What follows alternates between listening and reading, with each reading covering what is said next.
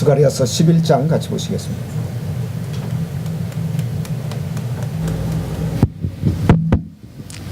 자, 스가랴서 11장 같이 보시겠습니다.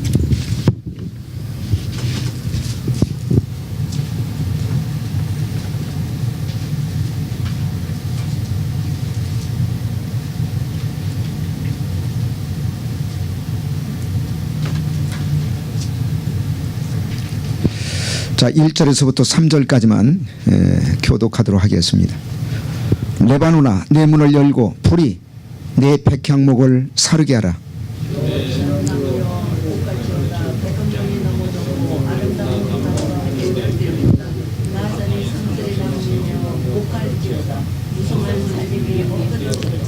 자, 3절 같이 읽겠습니다. 시작. 목자의 곡하는 소리가 나며 그 영화로운 것이 회멸되었음이로다. 어린 사자의 부르짖는 소리가 나며 이는 요단의 자랑이 황무하였음이로다. 아멘.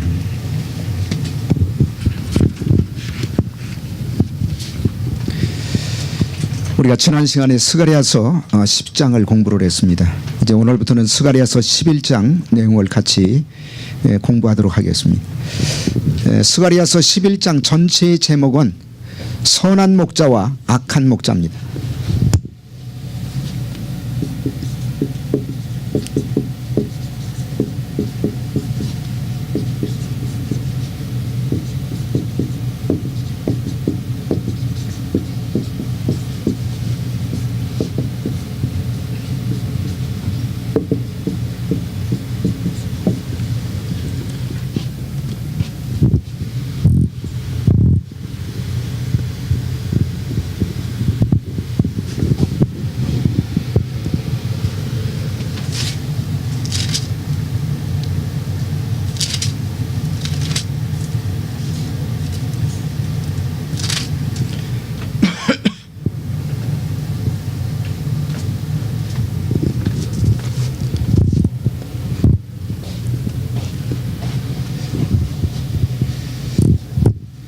스가랴서 11장에 보시면 그 목자라는 단어가 많이 나와요. 목자.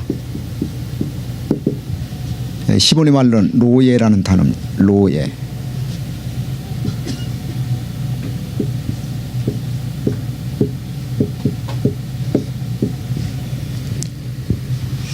근데 이 목자라는 단어가 우리가 생각하는 양을 치는 목자, 그런 목자도 생각할 수가 있습니다만은 히브리서 10장, 스가랴서 10장이나 혹은 스가랴서 11장에서 얘기하는 뭐 선한 목자 혹은 악한 목자, 이런 목자라는 단어는 지도자를 얘기합니다. 지도자.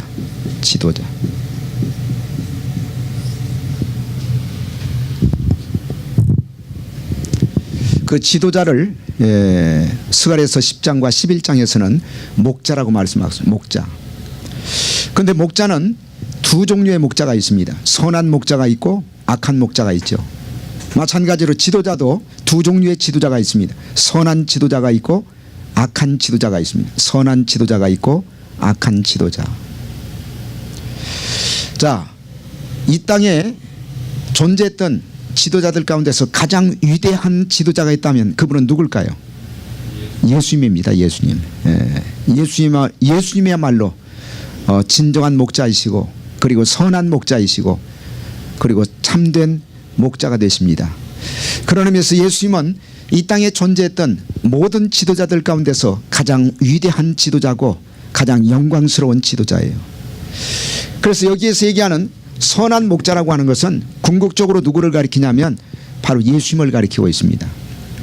예수님이 실제로 요한복음 10장 11절에서 그런 선언을 하시죠. 자, 요한복음 10장 11절 같이 한번 읽겠습니다. 요한복음 10장 11절 말씀.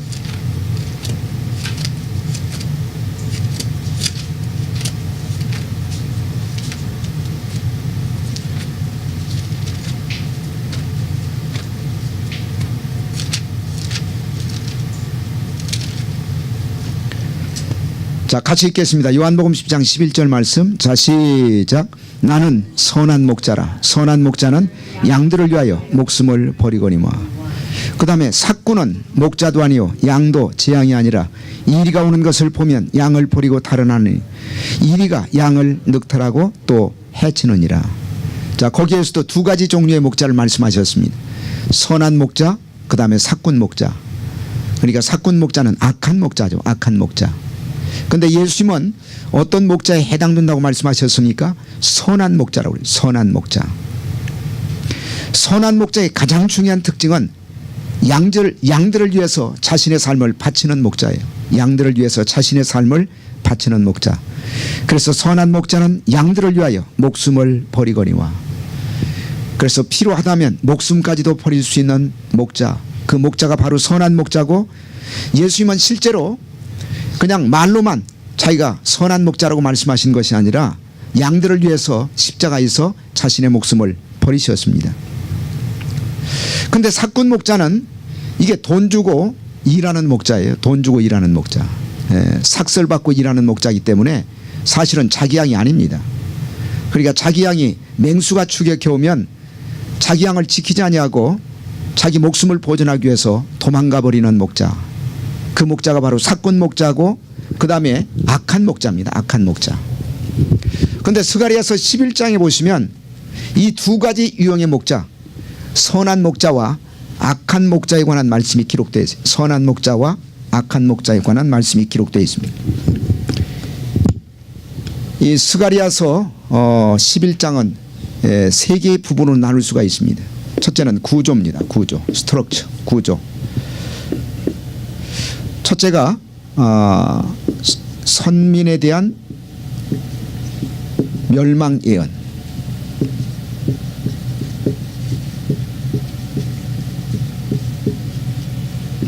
이게 이제 1절에서부터 3절까지 기록되어 있어요. 선민에 대한 멸망 예언. 그 다음에 두 번째가 선민이 배척할, 선민이 배척할 선한 목자에 대한 예언.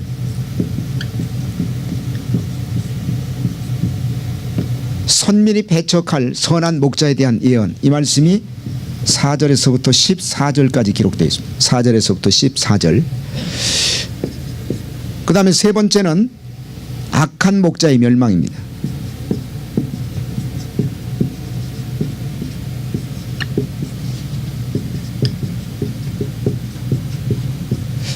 (15절에서 17절까지) 기록되어 있습니다. 악한 목자의 멸망. 그래서 스가랴서 11장은 세 개의 부분 혹은 세 개의 단락으로 구분이 되는데 1절에서부터 3절까지는 선민에 대한 멸망. 참 끔찍하죠. 선민을 하나님이 심판하시고 멸망시키시겠다. 두려운 말씀입니다. 그 다음에 두 번째는 선민이 배척할 선한 목자에 대한 예언이 4절에서부터 14절까지 기록되어 있고, 그러니까 이 선민이 배척할 선한 목자는 이게 궁극적으로 누구를 가리킵니까? 예수님을 가리켜요. 그리고 예수님은 그 말씀처럼 이미 스가랴에서 선민이 예수님을 배척할 것을 말씀하셨어요. 그래서 성경은 하나님의 말씀입니다. 이게 이제 그대로 거의 한 500년 후에 이게 성취가 되거든요. 예수님이 오시기 전에 500년 전에 하나님이 스가랴 선자를 통해서 이스라엘 백성들 선민이 예수님께서 이 땅에 오셨을 때 그 예수님을 배척하게 될 것이다. 이걸 예언하셨어요. 그게 이제 4절에서부터 14절까지 기록되어 있습니다. 그래서 성경은 시대를 초월해서 혹은 시대를 뛰어넘는 하나님의 말씀이다. 우리가 그렇게 얘기할 수가 있죠. 어떻게 500년 후의 사건을 예언할 수가 있겠습니까? 하나님이시니까 그게 가능하죠. 그리고 이제 마지막은 이제 악한 목자가 출현하게 되는데, 그 악한 목자가 하나님의 심판을 받아서 멸망을 당하게 될 것이다. 이 말씀이 이제 15절에서부터 17절까지 기록되어 있습니다. 자, 우리 첫 번째 주제에 관해서 같이 한번 생각해 보도록 하겠습니다. 첫 번째 주제. 첫 번째 주제는 선민의 멸망에 대한 예언이에요.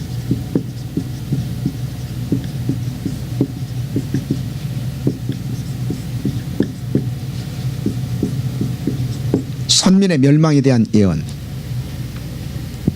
자, 오늘 본문이 시작되고 있는 스가랴서 1장 1절에 보시면 이런 말씀이 있어요. 레바논아,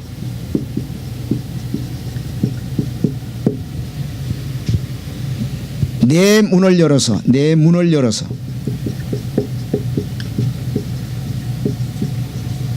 불이 백향목을 사르게 하라.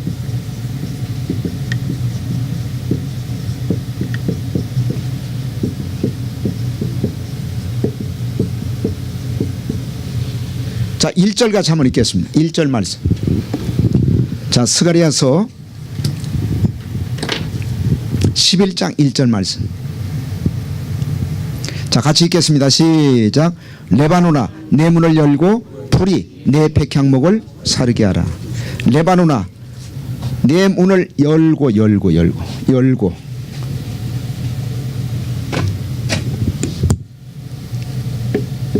내 문을 열고, 그 다음에 뭐라고 그랬어요?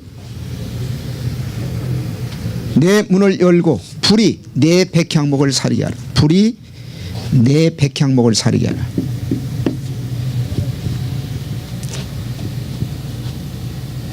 자, 이 레바논은 뭐를 가리키고 있을까?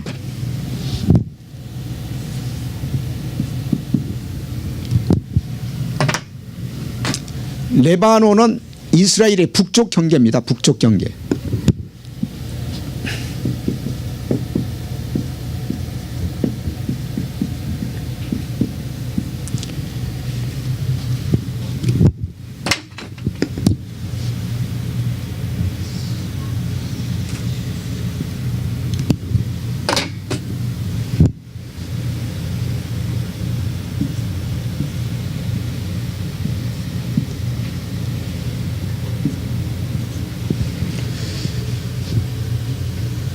이 맨 위에 있는 호수가 메롬 호수예요. 메롬. 그 다음에 이 호수가 갈릴리입니다. 그 다음에 이 호수를 따라서 내려오는 강이 이게 요단강이에요. 그 다음에 이게 사해입니다. 데드시.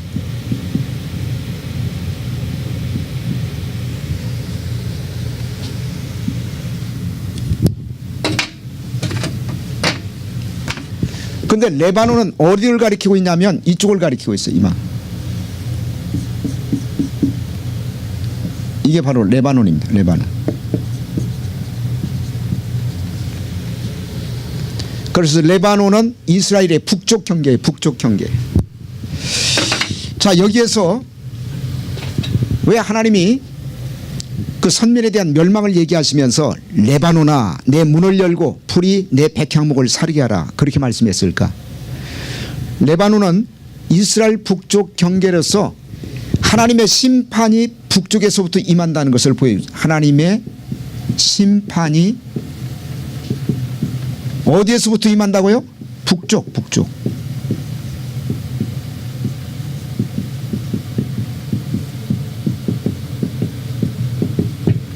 하나님의 심판이 북쪽에서부터 임한다. 그래서 내 문을 열고 불이 이 불은 바로 심판을 얘기하고 있어요. 심판. 심판을 얘기하는.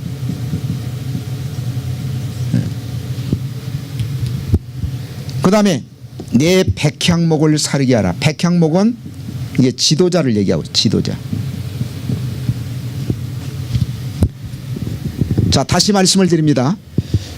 스가랴서 11장 1절을 보시면 레바논아, 내 문을 열고 불이 내 백향목을 사르게 하라. 이 하나님의 일종의 명령이죠. 명령. 근데 왜 하나님께서 문을 열고 불이 백향목을 사르게 하라 이렇게 말씀하셨냐? 문이 열려야 심판에 하나님이 들어갈 수가 있죠. 그러지 않겠습니까? 그러니까 하나님이 명령하신 거예요. 내가 심판하기 위해서 들어가겠단 말이죠. 근데 어디에서부터? 레바논에서부터. 레바논. 그래서 레바논은 북쪽 경계로서 하나님의 심판이 북쪽에서부터 임할 것을 우리에게 암시하고 있는 것입니다. 실제로 보세요. 아수르라든지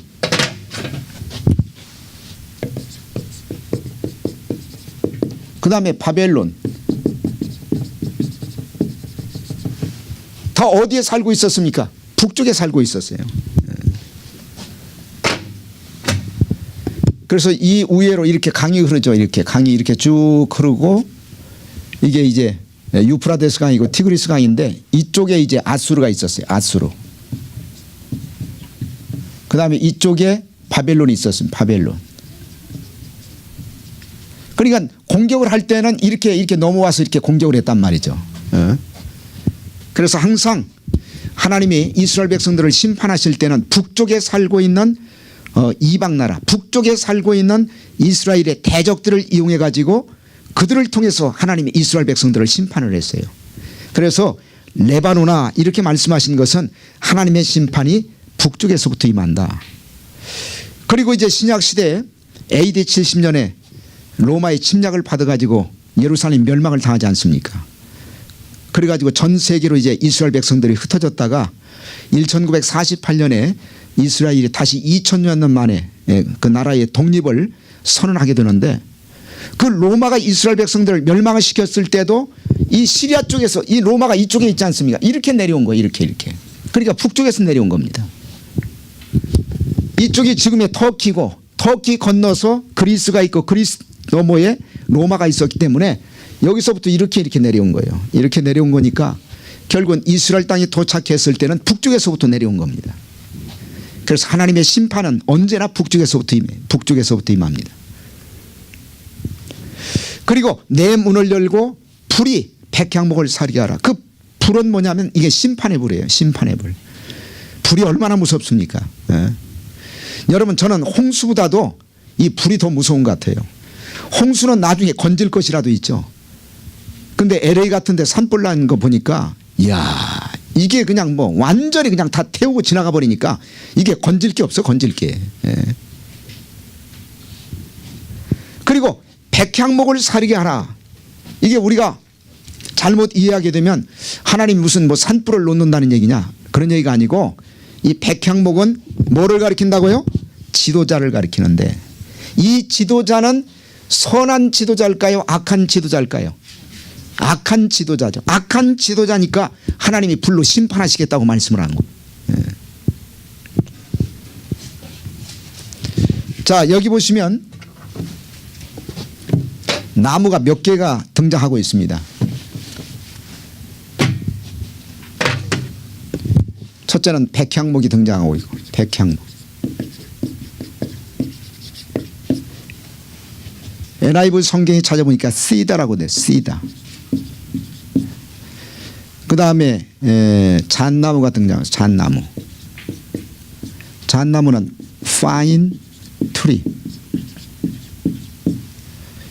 그 다음에 상수리나무. 바산의 상수리나무 맞죠? 네, 바산의 상수리나무.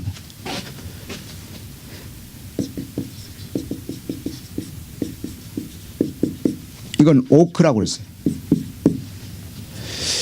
여기에서 얘기하는 백향목이나 혹은 잣나무 혹은 상수리나무 그 다음에 아름다운 나무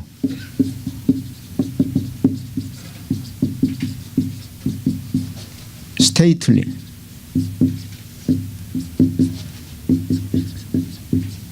이런 나무들은 전부 뭐를 얘기하냐면 이게 이제 우리가 피상적으로 봤을 때 표면적으로 봤을 때는 보이는 나무를 얘기하고 있는데 이게 다 이스라엘 백성들의 악한 지도자들을 얘기하고 있는 하나님이 불을 내려가지고 다 살려버리겠다.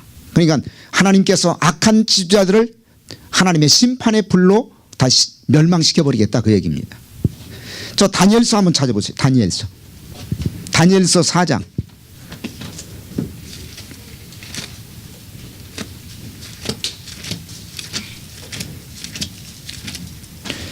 성경은 많은 경우에 그 나무를 사람에 비유하고 있어요. 그리고 나무 가운데서도 큰 나무 혹은 아름다운 나무는 지도자들을 얘기합니다. 자 다니엘서 4장 10절에서부터 12절까지 같이 한번 읽겠습니다.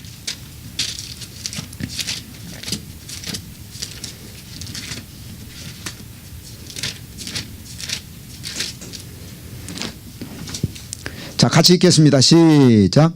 내가 침상에서 나의 뇌 속으로 받은 이 상이 이러하니라. 내가 본즉 땅의 중앙에 한 나무가 있는데 고가 높더니 그 나무가 자라서 견고해지고 그 고는 하늘에 닿았으니 땅 끝에서도 보이겠고 그 잎사귀는 아름답고 그 열매는 많아서 만민의 식물이 될 만하고 들짐승이 그 그늘에 있으며 공중에 나는 새가 그 가지에 깃들이고 무릇 혈기 있는 자가 거기서 식물을 얻더라. 이게 지금 무슨 얘기냐면 바벨론의 느부갓네살 왕이 꿈을 꿨어요. 그러니까 뇌 속으로 받은 이상이 이러하니라. 그 얘기는 꿈을 꿨다는 얘기입니다. 근데 그 꿈은 단순한 꿈이 아니에요. 하나님이 계시로 주신 꿈입니다. 하나님이 계시로 주신 꿈이에요. 그래서 우리가 모든 꿈을 다 믿을 필요는 없지만 특별한 경우에는 하나님이 꿈을 통해서 지금도 계시한다고 저는 믿습니다. 그리고 그런 꿈일수록 굉장히 생생하죠. 어떤 꿈은 꾸자마자 잃어버리는 꿈이 있어요. 잊어버리는 꿈이 있어요. 그런 꿈은 하나님의 계시라고 얘기할 수가 없고 내가 꿈을 꾸고 난 너무너무 생생해요.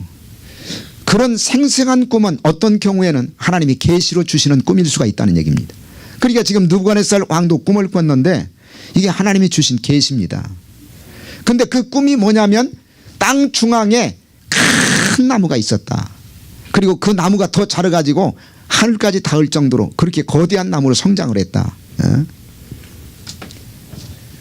그래가지고 그 잎사귀는 아름답고 열매가 많아가지고 만민의 식물이 될 만하고 들짐승이 그 그늘에 있고 공중에 나는 새가 그 가지에 깃들이고 그리고 사람들이 그 나무에 와서 먹을 것을 취하게 되었다. 그런 꿈을 꿨단 말이죠. 근데 이게 도대체 무슨 꿈인지 알 수가 없어요. 자기는. 그래가지고 다니엘 선자를 불러가지고 그 꿈을 해석하게 합니다. 그래서 다니엘 선자가 그 꿈을 해석하는데 뭐라고 해석했냐면 자 22절 한번 찾아보세요. 다니엘서 4장 22절 말씀. 자 같이 읽겠습니다. 시작. 왕이여 이 나무는 곧 왕이시라. 거기 보세요. 왕이여 이 나무는 곧 왕이시라. 그러니까 땅 중앙에 있었던 거대한 나무는 사실 누구를 가리킵니까? 느부갓네살 왕을 가리켜요. 그러니까 지도자를 가리킨다는 얘기죠. 왕이니까 지도자지. 그러니까 나무도 두 가지 종류가 있을 거 아닙니까? 그냥 하찮은 나무, 작은 나무, 이것은 일반 사람들을 가리키고 있고 그 나무가 큰 나무라든지 그 다음에 아름다운 나무라든지 특별한 나무라든지 이런 나무들은 거의 대부분 지도자를 가리킵니다. 지도자. 그러니까 여기 보세요. 스가랴서 11장 1절에 보시면 백향목이 나오고 그 다음에 2절에 보시면 잣나무가 나와요. 잣나무. 그 다음에 2절에 또 보시면은 바산에 상수리나무가 나옵니다. 상수리나무. 그 다음에 2절에 아름다운 나무가 나오는데 이런 나무들은 그냥 보이는 나무를 얘기하는 게 아니에요. 이스라엘 백성들의 지도자를 얘기하는데 그 지도자가 선한 지도자가 아니고 악한 지도자들입니다. 악한 지도자. 자기의 일속 채우기에 바쁘고 그 다음에 사람들에게 인기 얻고 영광을 구하고 그 다음에 양들은 죽든지 살든지 그냥 자기 이익을 위한 하나의 수단으로 취급하게 되는 그런 악한 지도자들. 하나님께서는 그런 악한 지도자들을 여기 보세요. 불이 내 백향목을 사르게 하라. 그러니까 하나님이 심판의 불을 통해서 백향목뿐만 아니라 잣나무도 사르게 하시고 그 다음에 상수리나무도 사르게 하시고 아름다운 나무도 다 사르게 하신다. 그 얘기는 무슨 얘기냐면 이스라엘 백성들의 모든 악한 지도자를 하나님이 심판하실 것이다. 그러면 여러분 악한 지도자를 심판하게 되면 그 밑에 있는 백성은 어떻게 되겠어요? 백성도 같이 심판을 받는 거죠. 아니 지도자들이 다 쓰러지는데 백성이 온전하겠습니까? 그래서 1절에서부터 3절까지는 선민의 멸망에 대한 하나님의 예언이에요. 선민의 멸망에 대한 하나님의 예언입니다. 그리고 여기 세 가지 장수가 등장하고 있어요.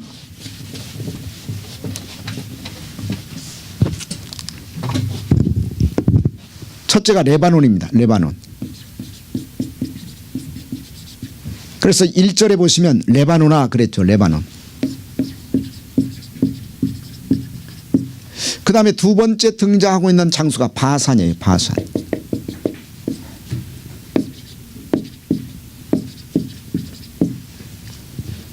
바산의 상수리나무 그 표현이 2절에 기록되어 있지 않습니까?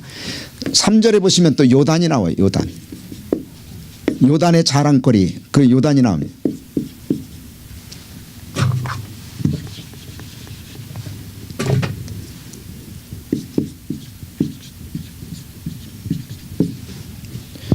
자, 지도로 보면, 자, 여기가 레바논이라고 그랬죠. 바산이 어디냐면 이쪽 반대편. 이게 바산입니다. 바산.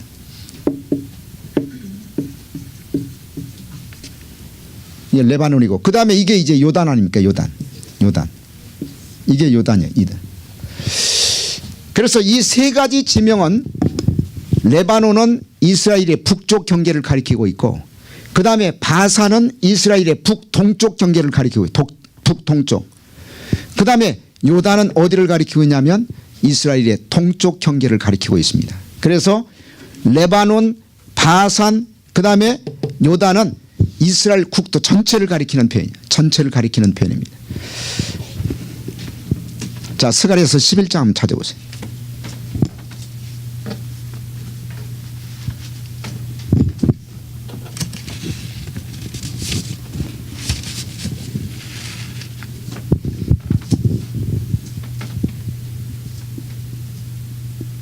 자, 11장 같이 한번 읽겠습니다. 자, 1절 말씀. 자, 시작. 레바논아, 내 문을 열고 불이 내 백향목을 사르게 하라. 그 다음에 2절. 너 잣나무여 곡할지어다. 백향목이 넘어졌고 아름다운 나무가 회멸되었도다. 그 다음에 바산의 상수리 나무여 곡할지어다. 무성한 살림이 쓰러졌도다. 3절. 목자의 곡하는 소리가 나며 그 영화로운 것이 회멸되었음이로다. 어린 사자의 부르짖는 소리가 나며 이는 요단의 자랑이 황무하였음이니라. 그래서 세 가지 지명이 나오고 있죠. 첫째는 어디요? 레바논. 그 다음에 두 번째는 바산. 그 다음에 세 번째는 요단. 그래서 이 세 가지 지명은 이스라엘 전 국토를 가리키는 표현입니다. 그러니까 이스라엘 전 국토에 살고 있는 모든 지도자들을 하나님이 심판하시겠다. 어떤 지도자? 악한 지도자들 말이죠. 그러면 심판하시는데 그 심판의 이유가 두 가지예요. 두 가지.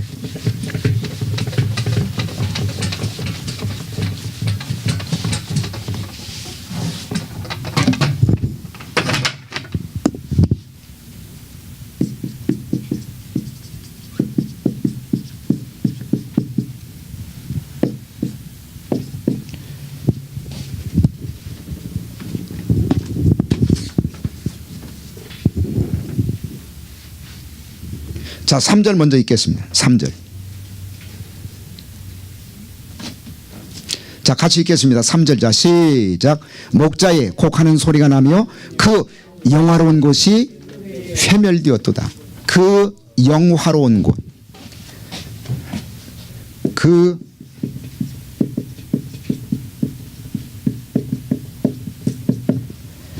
자, 그 영화로운 것이 뭐를 가리키고 있을까? 그 영화로운 것. 이것은 세상 사람들이 추구하는 부귀영화를 가리킵니다.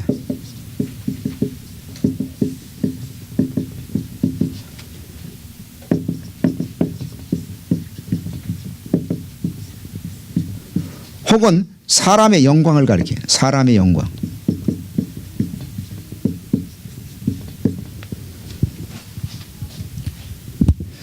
이 악한 목자들, 이 잘못된 목자들은 하나님의 영광을 구하는 삶을 살아간 게 아니에요. 하나님 앞에 인정받고 칭찬받는 하나님의 영광을 구한 사람들이 아니고 사람의 영광을 구했어요. 그리고 세상 사람들의 부귀영화를 구했습니다. 세상 사람들의 부귀영화. 예수님 당시에 바로 종교 지도자들이 바로 이런 사람들이었어요. 자, 요한복음 5장 44절 한번 찾아보세요. 예수님께서 직접 말씀하셨습니다. 요한복음 5장 44절 말씀.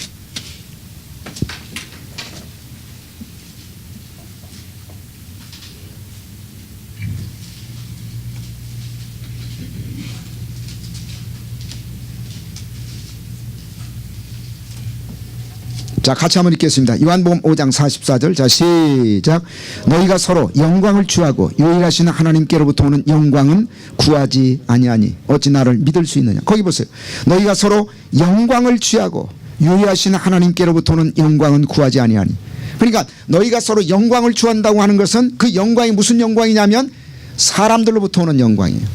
사람들에게 인정받고 사람들에게 인기가 높아지고 사람들에게 칭찬받고 그 영광만 취했다는 얘기죠. 뭐 양들이 어떻게 되든지 말든지 간에 중요한 것은 하나님 앞에 인정받고 칭찬받는 하나님께로부터 오는 영광을 추구해야 되는데 그런 삶을 살아간 것이 아니고 그냥 단순히 사람들에게 인정받고 칭찬받고 그 다음에 돈 많이 받고 그 다음에 부귀영화 누리고 말이죠. 근데 하나님의 심판을 통해서 그 영화로운 것이 하루아침에 사라지게 된다. 우리는 이 말씀을 통해서 우리가 진정으로 추구해야 될 것이 무엇인지를 여기에서 발견할 수가 있습니다. 그냥 단순히 예수 믿지 않는 사람처럼 그냥 이 땅에서 잘 먹고 잘 사는 세상의 부귀영화를 추구하는 인생을 살아가서는 안 된다는 얘기죠. 어떻게 하면 하나님의 영광을 좀 나타낼까? 어떻게 하면 내가 하나님을 좀 기쁘시게 할까? 하나님으로부터 오는 영광, 하나님으로부터 오는 칭찬, 하나님으로부터 오는 인정, 이것을 우리가 추구하는 삶을 살아가야 돼요. 네? 지구촌에 살고 있는 모든 사람들이 칭찬한다 하더라도 하나님이 아니라고 하면 그거 잘못된 거예요. 네? 지구촌에 살고 있는 모든 사람들이 저 사람 잘못되고 이단이라고 얘기한다 하더라도 하나님이 아니라고 하면 참단이라고 얘기하면 그게 맞는 얘기입니다. 네? 그러니까 하나님이 나를 어떻게 평가하실 것인가, 이게 가장 중요하다는 얘기죠. 네? 그래서 하나님으로부터 오는 영광, 하나님으로부터 오는 칭찬, 하나님으로부터 오는 인정, 그걸 추구해야 되는데 하나님은 안중에도 없고 그냥 사람들한테 손뼉 치고 말이죠. 사람들에게 부경화를 추구하고 인정받고 인기가 높아지고.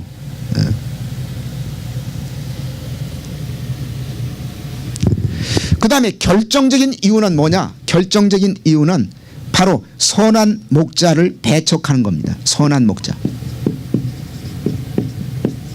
선한 목자이신 예수 그리스도를 배척하는 거예요.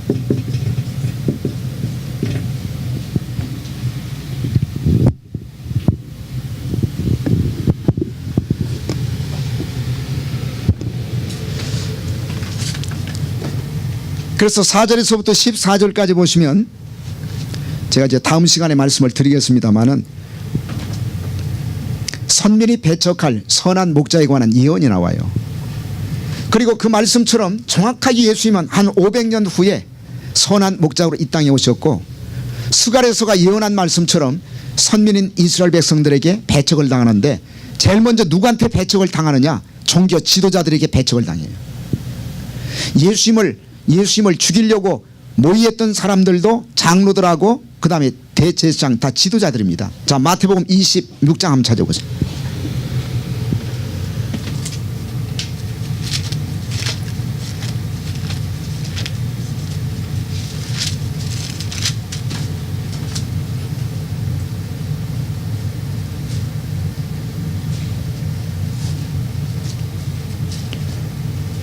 자, 1절에서부터 3절까지 5절까지 같이 한번 읽겠습니다. 자, 시작. 예수께서 이 말씀을 다 마치시고 제자들에게 이르시되 너희의 아는 바와 같이 이틀이 지나면 유월절이라 인자가 십자가에 못 박히기 위하여 팔리오리라 하시더라. 그때 대제사장들과 백성의 장로들이 가야바라 하는 대제사장의 아문에 모여 예수를 괴계로 잡아 죽이려고 의논하되 말하기를 민후가 날까 하오니 명절에는 말자. 거기 보세요. 예수님을 죽이려고 모의했던 사람들이 누굽니까? 대제사장들, 그 다음에 백성의 장로들, 지도자들이죠. 지도자들.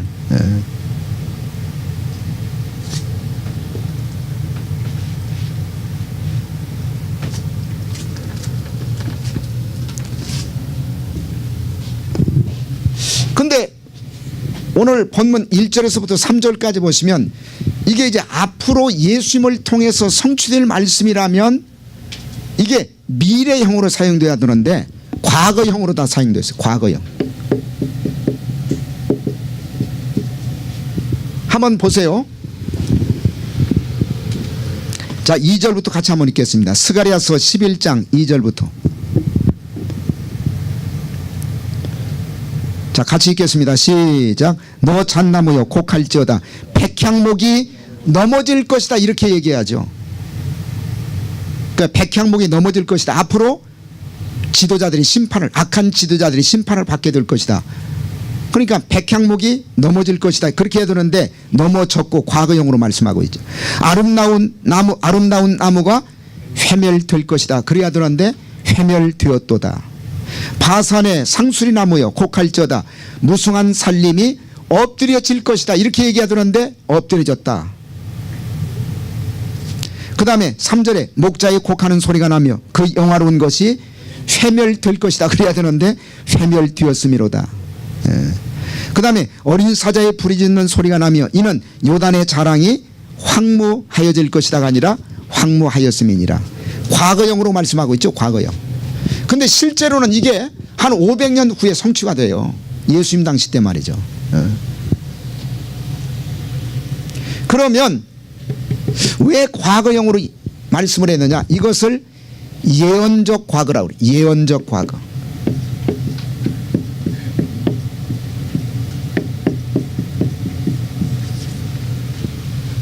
예언적 과거라고 얘기합니다. 그 히브리 문법 가운데 예언적 과거가 있어요. 앞으로 될 일을 이미 일어난 사건처럼 과거의 사건처럼 설명을 하는 표현을 가리켜서 예언적 과거라고 얘기합니다. 이 예언적 과거는 어떤 경우에 사용되냐면 앞으로 일어날 것이 너무나 확실하기 때문에 그것을 강조하기 위해서 앞으로 일어날 미래의 사건을 이미 일어난 사건처럼 그렇게 표현하는 거예요. 그러니까 하나님께서 의도적으로 이런 예언적 과거를 사용한 이유가 뭐냐? 앞으로 500년 후에 일어날 사건이지만 너무나 이것은 분명하게 일어날 사건이기 때문에 그것을 강조하기 위해서 이미 일어난 사건처럼 예언적 과거형을 사용했다는 얘기입니다. 그리고 정확하게 한 500년 후에 성취가 됐어요. 어떻게 성취가 됐느냐? 자, 하나님이 선민과 그 다음에 선민의 지도자들의 심판을 선언했죠. 그러니까 지도자들이 심판을 받는다는 얘기는 그 지도자들에게 속한, 왜냐하면 지도자는 백성들의 대표이기 때문에 백성들 전체가 다 심판을 받는다는 얘기예요. 그리고 예수님 당시 때 그 말씀이 성취가 됐는데 예수님께서 십자가에 죽으시고 난 다음에 여러분 AD 70년에 어떤 사건이 일어났습니까? AD 70년에 어떤 사건이 일어났어요? 로마가 침입해 왔죠. 그래서 AD 70년에 예루살렘 성이 멸망을 당해요. 그때 성취가 된 거예요. 그래가지고 뭐 지도자뿐만 아니라 그 예루살렘 성 안에 있는 사람들이 아주 몰살을 당해. 뭐 어떤 기록에 의하면 110만 명이 거기에서 몰살을 당했다고 하는 기록도 있습니다. 그래가지고 AD 70년에 로마의 타이투스 장군, 우리말 성경에는 디도인데 디도 장군이 공격을 해왔죠.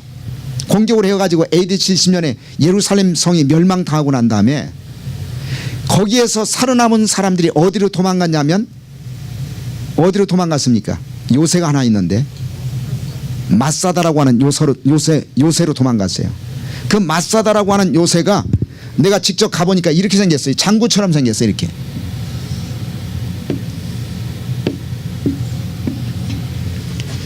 그러니까 이렇게 생기면 올라갈 수가 있는데 이게 장구처럼 이렇게 안으로 꺼졌다가 다시 이렇게 올라와 있거든요. 그러니까 여기는 천의 요새입니다. 올라갈 수가 없어요. 그래가지고 AD 70년부터 해가지고 70년에서 73년까지 그러니까 3 years 3년 동안 여기에 올라가서 버틴 거예요. 마사다라는 요새, 옛날에 그 마사다라는 영화가 나와가지고 제가 본 기억이 납니다만은,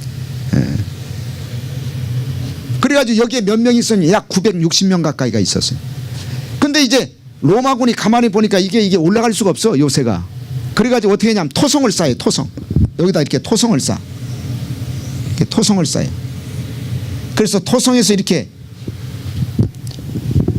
들어가가지고 이제 나머지 잔당들을 죽이려고 토성을 쌓는데, 토성을 쌓고 로마군이 침입해 오기 전에 이 960명이 모여가지고 회의를 합니다.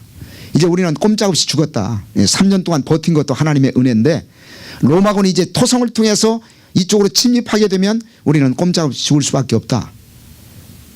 그러면 우리가 할례 받지 않은 이방 사람들에게 우리가 치욕스럽게 죽을 것이냐, 아니면 우리 스스로 죽을 것이냐.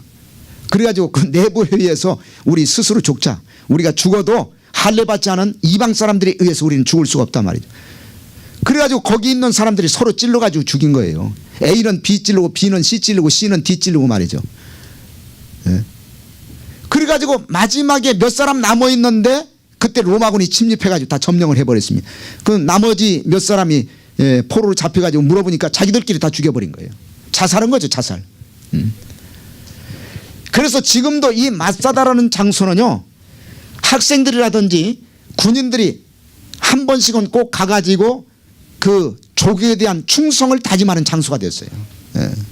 옛날을 기억하자, 옛날을 기억하자 해가지고 우리가 힘이 없으면 이렇게 이방인에 의해서 무참하게 우리가 당할 수밖에 없다. 그러니까 힘을 길러야 되고 그 다음에 나라를 지키는 일에 우리가 목숨을 걸어야 된다. 그래가지고 지금도 학생들이라든지 혹은 군인들은요, 거기 가가지고 조국에 대한 충성을 다짐합니다. 그래서 이것이 앞으로 한 500년 후에 성취되는데 이것을 예언적 과거형으로 성경이 기록하고 있다는 사실. 그만큼 하나님께서 말씀하셨기 때문에 이것은 분명히 역사적으로 일어날 것을 강조하기 위해서 그렇게 말씀하신 거예요. 가장 중요한 것은 선한 목자이신 예수님을 배척했을 뿐만 아니라 예수님을 십자가에 죽이는 아주 인간이 저지르지 못할 아주 극악한 범죄를 저지른 겁니다. 종교 지도자부터 해가지고 나중에 백성들 다 돌아섰죠. 그래가지고 예수를 십자가에 다 못 박으라고 얘기하지 않았습니까? 그래서 선민의 멸망에 대한 예언이 왜 찾아왔느냐. 앞으로 선한 목자 되시는 예수님이 이 땅에 왔을 때 그들이 저지를 죄악을 보시고 하나님이 그렇게 예언하신 거예요.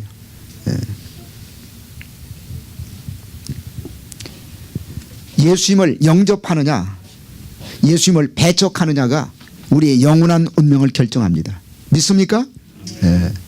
우리가 이 세상에서 뭐 선하게 살고 착하게 살고 도네이션 많이 하고 불쌍한 사람 많이 도와주고 그것을 통해서 결정되는 게 아니에요.